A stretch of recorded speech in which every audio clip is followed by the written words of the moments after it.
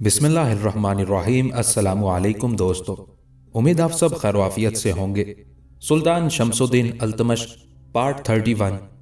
आसमान की आंखों ने ऐसा मंजर शायद ही कभी देखा हो, क्योंकि ये कुर्राए अर्ज पर मौजूद करीह तरीन मंजरों में से एक था।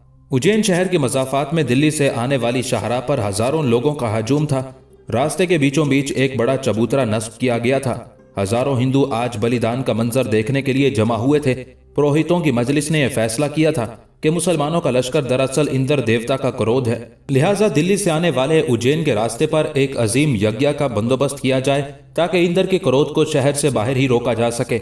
बलिदान के उस चबूतरे पर एक निहायत हसीन दुबली पतली दोशीजा दुल्हन के लिबास में मलबूस सतून के साथ बंधी थी। सतून के गिरदा गिर्द खुश्क लकड़ियों के तह दर तह ढेर निहायत सलीके से सजाए गए थे। ये तेजी से आग पकड़ने वाली लकड़ियां थी। अभी दोपहर का वक्त था और अभी मोहनी की जिंदगी के चंद लम्हे बाकी थे।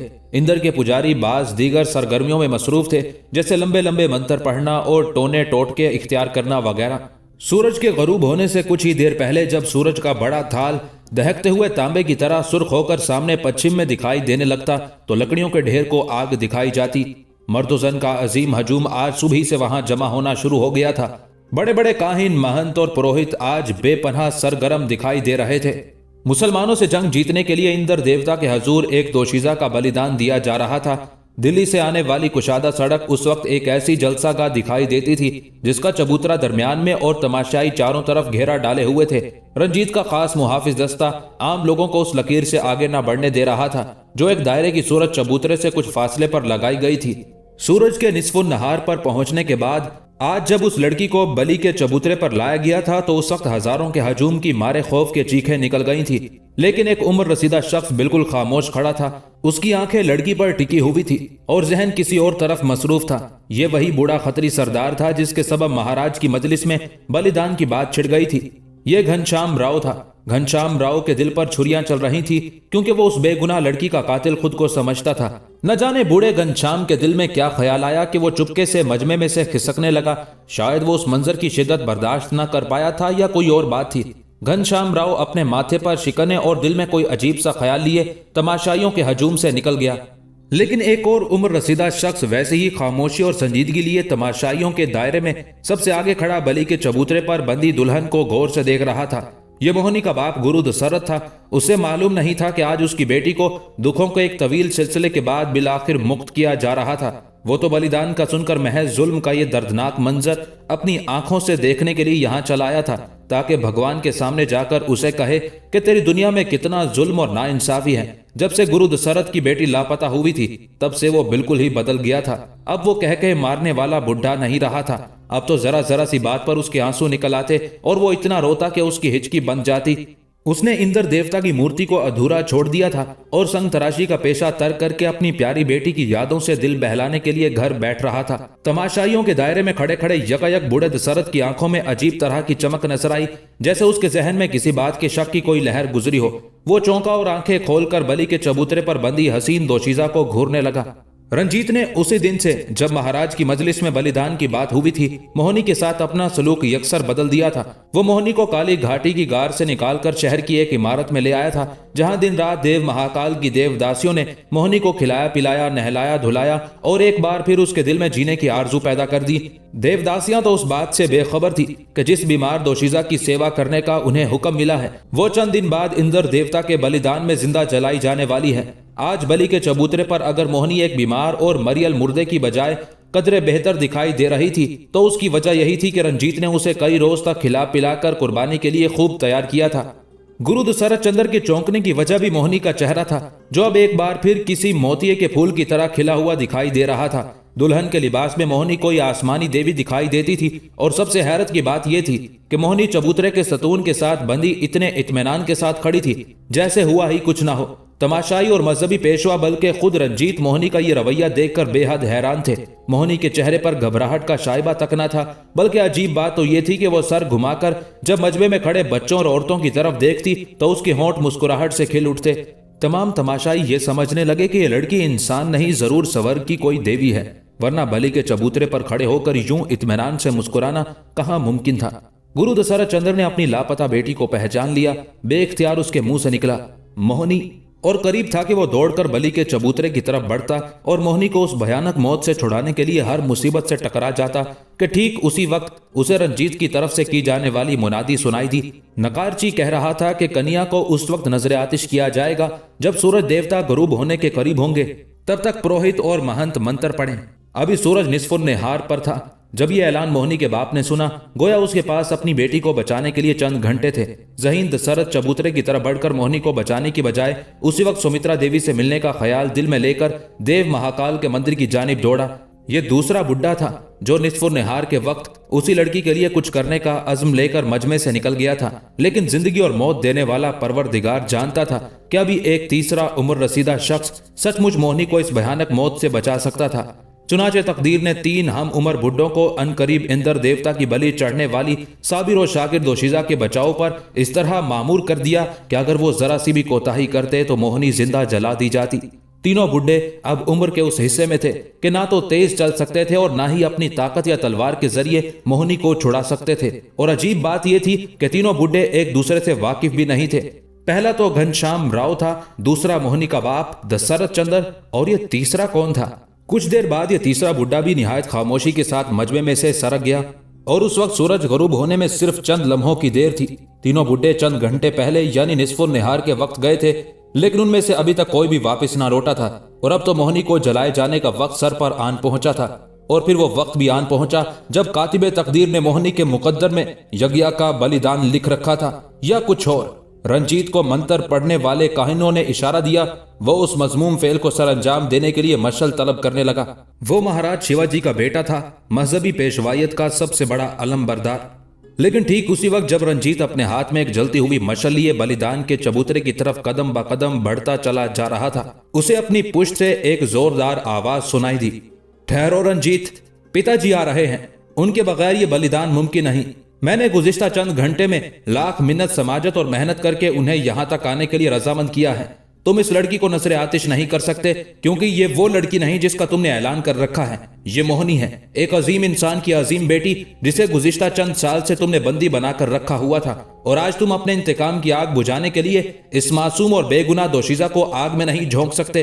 तुम्हारे हाथ के कटने में मोहिनी का कोई दोष नहीं, इसे तो मैं लेकर गई थी। तुम अगर बलि चढ़ाना ही चाहते हो तो मुझे चढ़ाओ, क्योंकि अशोक को जेल से निकलने में मदद मैंने दी थी। सुमित्रा इतनी बुलंद आवाज के साथ बोल रही थी कि तमाशाइयों ने उसका एक एक लफ्ज सुना। रंजीत का भांडा ठीक वक्त पर फूट गया था। अगर सुमित्रा यहाँ पहुंचने में थोड़ी सी भी मजीद ताखिर कर देती तो लकड़ियों के ढेर रंजीत की मशल की आग पकड़ चुके होते। रंजीत को हजारों तमाशाइयों के सामने अपनी इस कदर बेइज्जती महसूस हुई कि उसके तन बदन को आग लग गई। उसने तमाशाइयों, पुरोहितों और पंडितों को सुनाने के लिए बड़ी बुलंद आवाज में सुमित्रा की बात का जवाब दिया और कहा, तुम झूठ कहती हो। ये वही लड़की है जिसके नाम का मैंने ऐलान किया। इसे इंदर की बलि के लिए इसके मामू से खरीदा गया है। हम किसी के साथ कोई जुल्म नहीं कर रहे। तुम धर्म और देश के कामों में मुदाखलत ना करो। नहीं, तुम झूठ बोलते हो। ठीक है, पिताजी को आ लेने दो, वही इसका फैसला करेंगे कि कौन सच्चा है और कौन झूठा। इस मजमे में इस लड़की का बूढ़ा बाप मौजूद है, जिसने खुद पिताजी को सारी बात बताई है। रंजीत और ज्यादा भड़क गया। खबरदार, आगे मत बढ़ना। मैं किसी का इंतजार नहीं कर सकता। समय बीता जा रहा है और गुरूबे आफ्ताब के बाद इंदर देवता की कुर्बानी नहीं दी जा सकती, इसलिए मैं इस चिता को जलाकर रहूंगा। खबरदार, ऐसा मत करना। तुम धर्म के सरदार नहीं हो। धर्म के सरदार पिताजी हैं। उन्हीं का फैसला आखिरी फैसला होगा। मैं धर्म का सरदार हूं। पिताजी बूढ़े हो गए हैं और अब उनके बाद मैं ही इस धरती का महाराज हूं। इतना कहकर रंजीत जलती हुई मशल लिए आगे बढ़ा। तमाशाई अपनी सांसें रोके। महाराज शिवाजी के बेटे और बेटी की बहस सुन रहे थे। पुरोहित और पंडित गुमगू का शिकार थे, जबकि मोहिनी उस मैदान में मौजूद हर शख्स से ज्यादा बेहतर हालत में थी। हजारों के हजारों लोग परेशान थे। पंडित, पुरोहित और काहिन घबराए हुए थे। रंजीत तनाव का शिकार था। सुमित्रा दिल ही दिल में डर रही थी और मोहिनी का बाप अपनी सफेद दाढ़ी को आंसुओं से तर कर रहा था। अगर उस पूरे मैदान में कोई हस्ती मुतमईन थी तो वह मोहिनी थी। उसके चेहरे पर एक मलकूती सी मुस्कुराहट थम कर रह गई। वो खुश दिखाई देती थी, बिल्कुल ऐसे जैसे इंद्र देवता की दुल्हन बनने जा रही हो, लेकिन हकीकत में वो मौत की सारी तपस्याओं से गुजर चुकी थी। एक तवील असीरी, बलात्कार और रोज रोज के कोड़े उसकी तपस्या का हिस्सा रहे थे। भला अब वो मौत से क्या डरती? वो तो ऐसा सोना थी जो भट्टी में तप तप कर कुंदन बन गया हो। जिंदगी की हकीकत उस पर खुल चुकी थी। वो दानिशमंद बाप की दानिशमंद बेटी थी। चुनाचे मोहिनी उस तमाम सूरत हाल को देख देख कर फीका फीका मुस्कुरा रही थी। रंजीत ने अपनी बहन की बात ना मानी और आगे बढ़कर खुश्क लकड़ियों के ढेर को आग लगा दी। लेकिन ठीक उसी वक्त न जाने कहां से एक सनसनाता हुआ तीर आया और रंजीत के सीने में पैवस्त हो गया। सुमित्रा बिजली की तेजी के साथ घोड़े से उतरी और अपने लिबास की एक चादर को दूर ही से आग के उस शोले पर फेंका जो अभी अभी जल उठा था। शोला कपड़े की चादर तले चंद लम्हों के लिए दब गया, लेकिन फिर कपड़े को भी आग लग गई।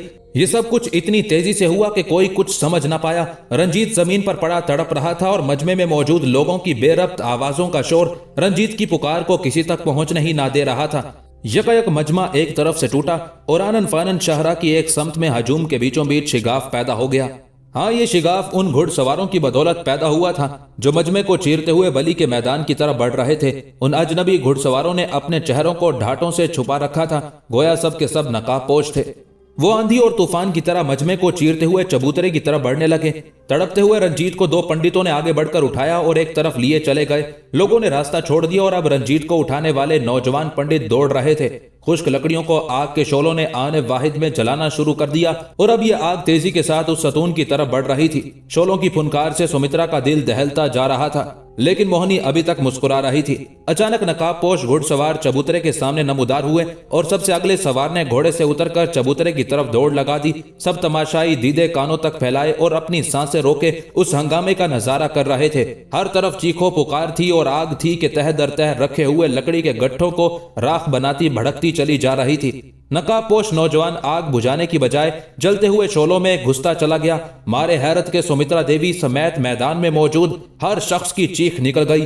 नकाबपोश जलते और भड़कते हुए शोलों की परवाह किए बगैर लकड़ियां फलांगता गट्ठों के ऊपर चढ़ता चला जा रहा था और फिर देखते ही देखते वो मोहिनी तक पहुंच गया। उसने अपने खंजर की धार से मोहिनी की रस्सियां काटी और उसे अपनी पीठ पर लाद कर फिर नीचे उतरने लगा। लेकिन वापसी के रास्ते में आग के भड़कते हुए शोलों ने दुल्हन के लिबास को जलाना शुरू कर दिया। ये तो नकाबपोश ने सोचा ही नहीं था। चुनाचे वो बुरी तरह घबरा गया और फिर उसने अपनी पुष्ट पर लदी हुई मोहिनी को मजबूती से पकड़ा और लकड़ी के ऊंचे गट्ठों से छलांग लगा दी। अब वो शोलों को छूता हुआ और किसी परिंदे की तरह उड़ता हुआ तेजी से जमीन पर गिर रहा था। मजमे में यकदम खामोशी छा गई। लोग उस हैरान कुन नजारे में खो गए। सुमित्रा देवी नंगे सर चबूतरे के करीब खड़ी हैरत से उस आसमानी मददगार को देख रही थी। नकाबपोश जमीन पर आ गिरा, लेकिन मोहिनी को किसी किस्म की चोट पहुंचने से बचा लिया। जमीन से उसके अपने घुटने और कोहनियां टकराई थी, जबकि पीठ पर लदी मोहिनी साफ बच गई थी। लेकिन मोहिनी के कपड़ों को आग लग चुकी थी। सुमित्रा ने निहायत फुर्ती के साथ किसी की चादर लेकर मोहिनी के कपड़ों को लगी आग बुझानी शुरू कर दी और फिर अगले लम्हे मोहिनी महफूज थी। सुमित्रा ने सर घुमाकर जमीन से उठकर खड़े होने की कोशिश करते हुए नकाबपोश को देखा। वो लंगड़ा रहा था। सुमित्रा देवी के चेहरे पर एहसान मंदी के जज्बात किसी दरिया की तरह बह रहे थे। वो अभी तक मोहिनी को गले लगाए खड़ी थी। पहली मर्तबा किसी ने देखा कि मोहिनी रो रही थी। उसका इत्मीनान सिसकियों में बदल चुका था और अब वो कुछ कहे बगैर सिर्फ रो रही थी। सुमित्रा ने मोहिनी को खुद से अलग किया और कदम ब कदम चलती हुई नकाबपोश के सामने आकर ठहर गई। और फिर जो ही सुमित्रा की नजर नकाबपोश की आंखों पर पड़ी तो वो बुरी तरह चौंक गई, जैसे उसने किसी को पहचान लिया हो। नकाबपोश भी सूरत हाल को भांप चुका था। चुनाचे वो मुंह घुमाकर अपने घोड़े की तरफ बढ़ गया। सुमित्रा की हालत गैर थी। उसका पूरा बदन थर थर कांप रहा था। उसने कुछ ऐसा देख लिया था जिस पर उसे खुद भी यकीन ना आ रहा था। नकाबपोश घोड़े की तरफ बढ़ता रहा और वो पीछे से खड़ी उसे देखती रही। वो देर कर रही थी। न जाने क्यों उसकी जबान तालू के साथ चिपक गई थी। वो नकाबपोश को पीछे से पुकारना चाहती थी। नकाबपोश नौजवान ने अपने घोड़े की रिकाब में पांव रखा ही था तो उसे एक घुटी घुटी सी आवाज सुनाई दी। अशोक, ये सुमित्रा देवी ने पुकारा था। लेकिन नकाबपोश नौजवान ने मुड़कर भी ना देखा। अलबत्ता अशोक का लफ्ज सुनकर उसके जिस्म को एक लम्हे के लिए झटका लगा था और सुमित्रा ने वो झटका देख लिया था। नकाबपोश घोड़े की पुश्त पर बैठते ही हवा हो गया और उसके पीछे उसके साथी भी जहां से आए थे उसी समत में लौट गए। सुमित्रा हक्का बक्का खड़ी जाते हुए घुड़सवारों को अकब से देखती रही। आखिर ये कौन लोग थे? खुद गुरु दशरथ चंद्र भी हैरान था कि आखिर ये पुरस्कार घुड़सवार कौन थे जो उसकी बेटी को बचाने के लिए अचानक नमूदार हुए थे। सुमित्रा का दिल कहता था कि नकाबपोश नौजवान उसके मन का देवता अशोक ही था, वरना उसे अशोक का नाम सुनकर झटका क्यों लगता? और फिर आंखें भी तो अशोक के जैसी ही थी। ठीक उसी वक्त जब हंगामा खत्म हो गया, एक तरफ से शोर उठा कि महाराज शिवाजी पधार रहे हैं। भगवान जाने महाराज ने मौके पर पहुंचने में जानबूझकर ताखीर की थी या इत्तेफाकिया थी। हकीकत जो कुछ भी थी, बहरहाल सुमित्रा अपने बाप की तरफ से बदगुमान हो गई। महाराज बलि के मैदान में पहुंचा और उसने मोहिनी के बच जाने पर इत्मीनान का इजहार किया, लेकिन अजनबी नकाबपोशों का सुनकर उसके माथे पर पसीने की बूंदें नमूदार हो गईं। सूरज गरूब हो चुका था और शफक की लाली पूरे माहौल के रंग को जलते हुए शोलों जैसा दिखा रही थी। जब सब कुछ ठीक हो गया और महाराज मौका वारदात से वापस पलटने लगे तो एक और आफत आ गई। महाराज तो एक तरफ मैदान में मौजूद हर शख्स की निगाहें मगरिब की तरफ उठ गई। उस तरफ से शायद कोई फौज आ रही थी, क्योंकि दौड़ते हुए घोड़ों से उठने वाली गर्द शफक की लाली में जमीन से आसमान तक रंग बखेरती हुई दिखाई दे रही थी। मैदान में मौजूद हर शख्स की सांसें थम गईं। महाराज शिवाजी समेत हर शख्स ने यह यकीन कर लिया कि मुसलमानों ने हमला कर दिया है।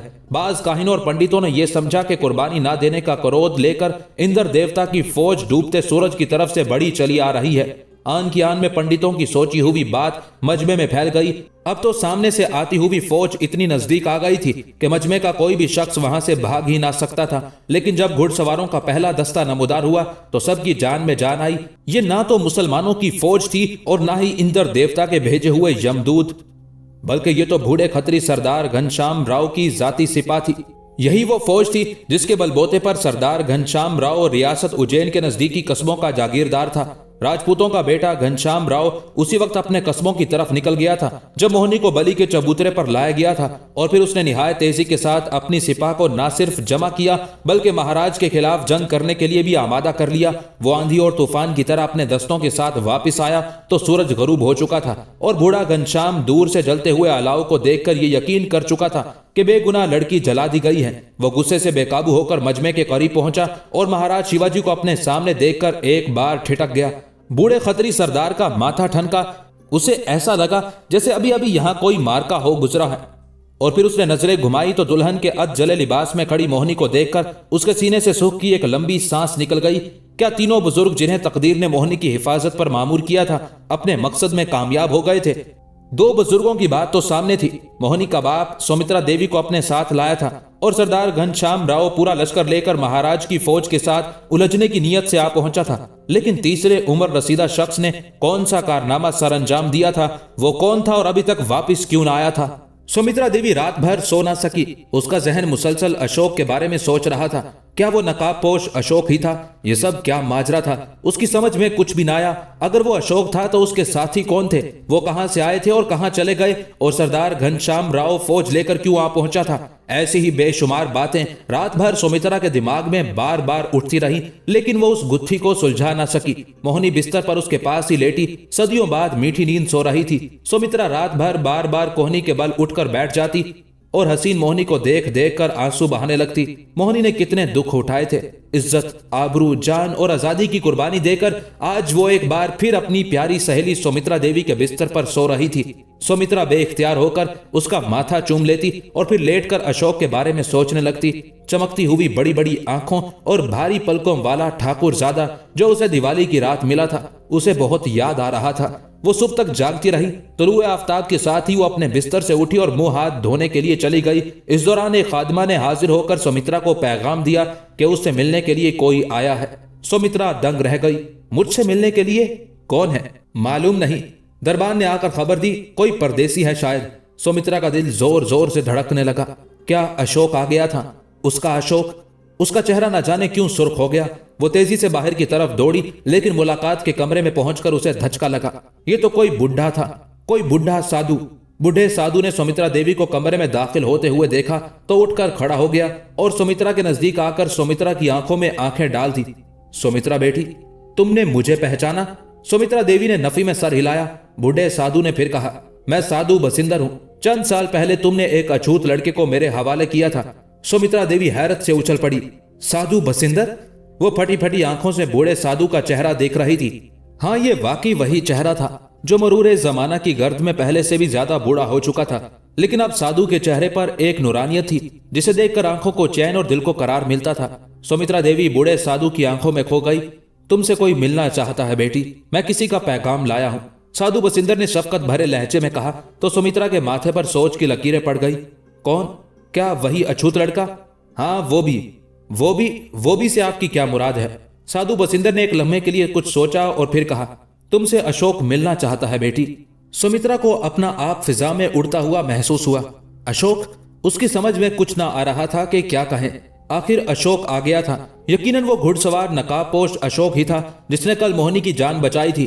अशोक का नाम ही सुमित्रा के दिल की धड़कन तेज करने के लिए काफी था।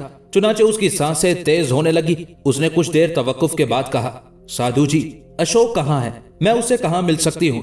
मैं खुद उससे मिलना चाहती हूँ। साधु बसिंदर के चेहरे पर मुस्कुराहट नमूदार हुई। वो खुश हो रहा था क्योंकि उसने देखा था कि सुमित्रा देवी भी अशोक से मिलने के लिए बेचैन थी।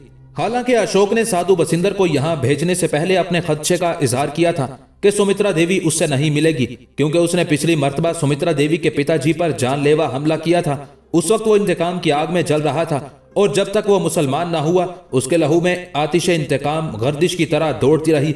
अशोक ने इस्लाम तो कबूल कर लिया लेकिन अपना नाम अशोक ही रखा। अब वो मुसलमान फौज का एक बहादुर सालार था, अगरचे उसकी जबान पर अब भी उखड़े उखड़े से सवाल रहते थे जो अक्सर उलमाए दीन को परेशान कर देते थे। लेकिन अब वो कुरान करीम पर दिल से ईमान ले आया था। वो कुरान करीम सीख रहा था। नईम और सलमा उस काम में उसकी बहुत मदद कर रहे थे। वो एक एक आयत को ध्यान से तिलावत करता और फिर उसका मफहूम समझने की कोशिश करता। अब वो बिल्कुल बदल चुका था। 1233 ईस्वी का साल सुल्तान शमसुद्दीन अल्तमश के हाथों मालवा के हिंदुओं की सरकूबी का साल था। लश्कर इस्लाम उन रियासतों के नवाह में पड़ाव डाल चुका था। बलिदान के मैदान में पहुंचने वाले नकाबपोश अशोक और उसके चंद सिपाही थे। अगर साधु बसिंदर अशोक और नईम को बर वक्त खबर ना कर देता तो मोहिनी लाजमी तौर पर जिंदा जला दी जाती।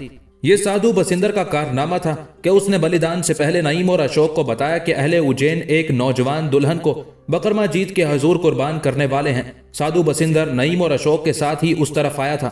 दरअसल साधु बसिंदर ने सुल्तानी लश्कर की आमद का सुना तो उसे रघु की बेहद याद आई। वो अभी तक ग्वालियर के नवाह में ही मुकीम था। ये सोचकर वो कहीं ना चाहता था कि शायद रघु कभी वापस आ जाए, लेकिन उसे क्या मालूम कि रघु इस्लामी जिंदगी के दायरे में दाखिल होकर क्या से क्या बन चुका था। चुनाचे जब रघु ना आया तो एक दिन साधु बसिंदर ने लश्कर दिल्ली के आने की खबर सुनी। इस्लामी लश्कर मालवा और उज्जैन पर चढ़ाई करने के लिए ग्वालियर से गुजरने वाला था।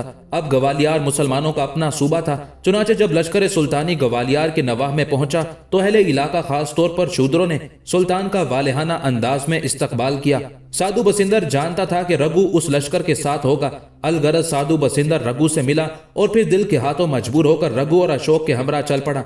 रास्ते में ही उन्हें खबर मिली कि देव महाकाल के महापुरोहित की बशारत पर उज्जैन के हिंदू एक आदत दुल्हन का नजराना देने वाले हैं। तब सुल्तान के खसूसी हुक्म से अशोक को 100 शाहसवारों का एक दस्ता देकर उस जुल्म को रोकने के लिए रवाना किया गया। नईम साथ न आया था, लेकिन साधु बसिंदर अशोक की मदद के लिए उज्जैन तक आया था। उन लोगों ने नजदीकी पहाड़ियों में खुद को छुपा रखा था और जब साधु बसिंदर ने बर वक्त अशोक को बलिदान के वाक़े से खबरदार किया तो अशोक ने बिजली की तेज रफ्तारी से बलि के मैदान में पहुंचकर मोहिनी को बचा लिया। और अब ये लोग वापस पलटने वाले थे। लश्कर सुल्तानी अभी मालवा से बहुत पीछे था, इसलिए उन्हें जंगल के अंदर से ही वापस लश्कर में पहुंचना था और लश्कर की तश्कीलो तरतीब के साथ ही आगे बढ़ना था। लेकिन अशोक ने एक अजीब फैसला किया। उसने खुद को पहाड़ियों में छुपाए रखा, लेकिन साधु बसिंदर को सुमित्रा देवी से मुलाकात के लिए भेज दिया। दरअसल वो सुमित्रा देवी को आने वाले हालात से खबरदार करना चाहता था। वो चाहता था कि अगर जंग हो तो सुमित्रा देवी को कोई नुकसान ना पहुंचे। अगरचे उसे यकीन कामिल था कि मुसलमान कभी खवातीन पर हाथ नहीं उठाते, लेकिन उसे खुद हिंदुओं से खतरा था कि कहीं जंग के हालात का फायदा उठाकर वो खुद सुमित्रा देवी को कोई नुकसान ना पहुंचा दे। खास तौर पर प्रकाश की आंखों में वो सुमित्रा देवी के लिए हवस की लहर देख चुका था। मालवा के कैद खाने में जब प्रकाश मोहिनी और सुमित्रा के हमरा उसे मिलने आया था तब अशोक का माथा ठनक गया था। यही वजह थी कि उसने साधु बसिंदर को सुमित्रा के पास भेज दिया। अशोक के लिए खबर नाकाबिले यकीन थी कि सुमित्रा देवी उससे मुलाकात करने पर राजी हो गई है। उसने साधु बसिंदर को पैगाम देकर भेज तो दिया था, लेकिन उसका दिल डरता रहा था कि शायद सुमित्रा देवी इनकार कर देगी। जब से उसने महाराज शिवाजी पर जानलेवा हमला किया था वो यही सोचता रहा था कि सुमित्रा देवी अब उससे नफरत करने लगी है। वो हमेशा सुमित्रा के बारे में सोचा करता था। उसे उस पुरोहित जादी के साथ अपनी पहली मुलाकात याद आई तो उसका दिल हिजरो फिराक की एक अजीब कैफियत से लबरेज हो गया। वो फौरन उठकर टहलने लगा। क्या सुमित्रा आएगी? सुमित्रा नहीं आएगी, वो मुझसे नफरत करती है। मैंने उसके पिता को जान से मारने की कोशिश की, लेकिन फिर वो सोचता सुमित्रा बच्ची तो ना थी, वो अपने बाप और भाई के सारे काले करतूतों से वाकिफ थी, फिर वो क्यों कर उनकी हिमायत में अशोक से नफरत करेगी? नहीं, वो मुझसे नफरत नहीं करती, वो जरूर आएगी। वो तेजी से साधु बसिंदर की तरफ बढ़ा। वो साधु जी से एक बार फिर पूछना चाहता था कि सुमित्रा ने उनसे क्या बातें की। वो बहुत उतावला हो रहा था। साधु बसिंदर ने अशोक का इस्तराब देखा तो हंस दिया। अशोक, तुम सुमित्रा देवी से बहुत प्यार करते हो, है ना? लेकिन तुमने सोचा नहीं कि अगर सुमित्रा ने तुम्हें एक मुसलमान की हैसियत से कबूल ना किया तो क्या होगा? वाकई ये बात तो अशोक ने अभी तक सोची ही ना थी। वो एकदम सटपटा सा गया। सुमित्रा क्या सोचेगी जब उसे पता चलेगा कि मैंने इस्लाम कबूल कर लिया है? वो मुझसे नफरत करने लगेगी? नहीं, वो मुझ पर हंसेगी, थाली का बैंगन होने का ताना देगी। वो याद दिलाएगी कि मैं तो मजहब और धर्म को मानता ही नहीं था, फिर मैं मुसलमान क्यों हो गया? इस तरह के खदशात सोचता वो बेचैनी के साथ टहलने लगा। सुमित्रा देवी ने ढलते सूरज के साथ शहर के शुमाल में मौजूद नदी पर आना था। साधु बसिंदर ने उसे यही जगह बताई थी। ये जगह मुसलमानों की कमीनगाह से ज्यादा नजदीक थी और उस वक्त अशोक और साधु बसिंदर देव महाकाल के अकब में वाक़े नदी पर खड़े सुमित्रा देवी का इंतजार कर रहे थे। अशोक बार बार देव महाकाल की मुहिम इमारत की तरफ देखता और बेचैनी से टहलने लगता। ये वही नदी थी जिसके किनारे नौउमर रघु ने अपने फरार के वक्त पनाह ली थी। अशोक नदी के रवां दवां पानी पर नजरें जमाए सोच रहा था कि यही वो नदी थी जहां सुमित्रा देवी ने एक मासूम शूदर लड़के की जान बचाई थी। उसे अचानक सुमित्रा पर बेतहाशा प्यार आने लगा। सूरज गरूब होने से थोड़ी देर पहले अशोक को दूर से दो घुड़सवार नदी की जानिब आते दिखाई दिए। वो यकलख्त मुस्तैद हो गया। उसका हाथ बेइख्तियार अपनी तलवार के दस्ते पर पहुंच गया, लेकिन जल्द ही उसने हाथ हटा लिया। सामने से आने वाले घुड़सवार कोई मुहाफिज या सिपाही ना थे, बल्कि सुमित्रा आ रही थी। अशोक ने उसे पहचान लिया, लेकिन वो उसकी राजदार सहेली देवदासी सावित्री को ना पहचान सका। अशोक के दिल की धड़कनें यकदम तेज हो गईं। सुमित्रा आ रही थी। आज न जाने कितने अरसे बाद वो सुमित्रा से मुलाकात करने वाला था। उसे यूं लग रहा था जैसे सदियां बीत गई हों। जो जो सुमित्रा का घोड़ा करीब आता गया, अशोक की कैफियत बदलती गई। हालांकि उसने सुमित्रा को बली के मैदान में देखा था, लेकिन आज अशोक की कल्बी कैफियत को न जाने क्या हो गया था कि वो बेहद जज्बाती हो रहा था। वो नदी के मशरकी किनारे पर कदरे बुलंद जगह खड़ा सुमित्रा और उसकी सहेली को देख रहा था। नदी का मशरकी किनारा मंदिर की जानिब था। साधु बसिंदर और अशोक नदी पार करके उस तरफ आए थे। कुछ देर बाद सुमित्रा पहुंच गई। अशोक ने तेजी से आगे बढ़कर सुमित्रा के घोड़े की लगाम थाम ली। सुमित्रा, उससे ज्यादा वो कुछ न कह सका। सुमित्रा घोड़े से नीचे उतर आई। उसकी कैफियत अशोक से भी ज्यादा खराब थी। आज वो 2 साल बाद एक दूसरे के सामने आए थे। गुज़िश्ता मुलाकात बहुत ही नाखुशगवार माहौल में हुई थी। सुमित्रा घोड़े से उतरकर अशोक के साथ खड़ी हो गई। अब दोनों एक दूसरे की आंखों में आंखें डाले न जाने क्या क्या कह रहे थे।